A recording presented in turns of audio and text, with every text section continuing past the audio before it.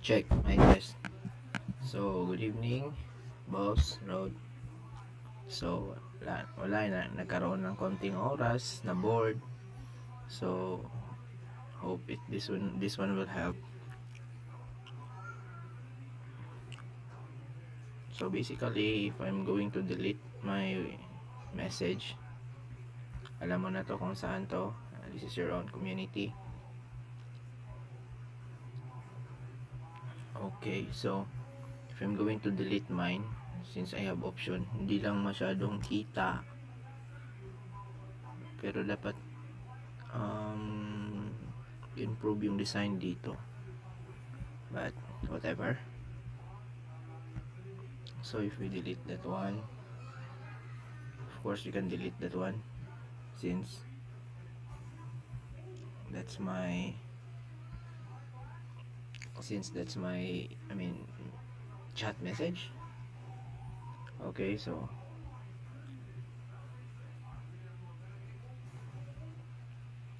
if we're going to copy this one, this is a request to delete. Obviously ito yung delete request method. So not text editor. Okay, paste that one here. Ito yung full core request for that one. So focus tayo sa parameter na to because ito yung vulnerability na part. Okay, so basically na-delete ko na yung message ko. Ito din.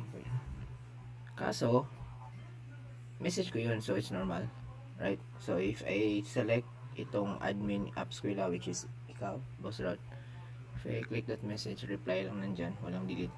Of course, I don't have permission or authorization to do that. But wala ba nga ba? So that's the question. Maybe in the UI wala.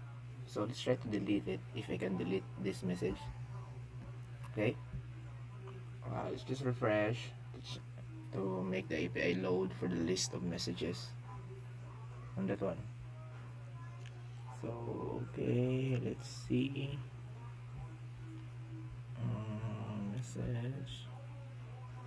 We're looking for the ito. Copy as object, and then new. So paste natin dyan. So ano ba yung message mo? Ito. So okay, I'm going to search that one kung ano yung message ID, chat conversation ID ito. So chat message ID, conversation ID, ito yung identifier ng chat na to. Ito yung ito yung naka-highlight. So next is punta tayo sa delete. Change natin to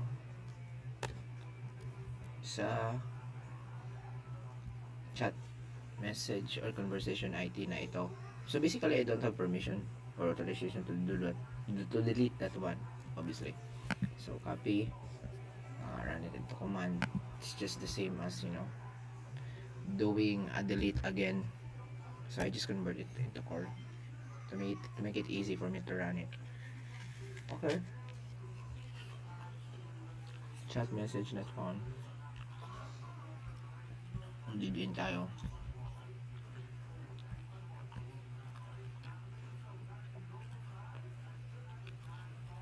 Okay, ito.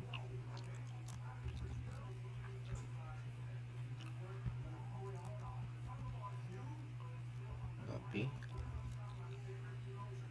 Then run it again. Baka mali lang yung select ko.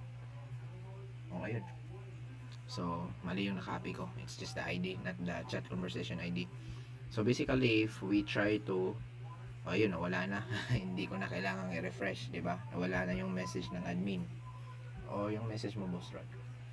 So again, sa broken access, and this is pretty fuck up. You need to fix this one immediately.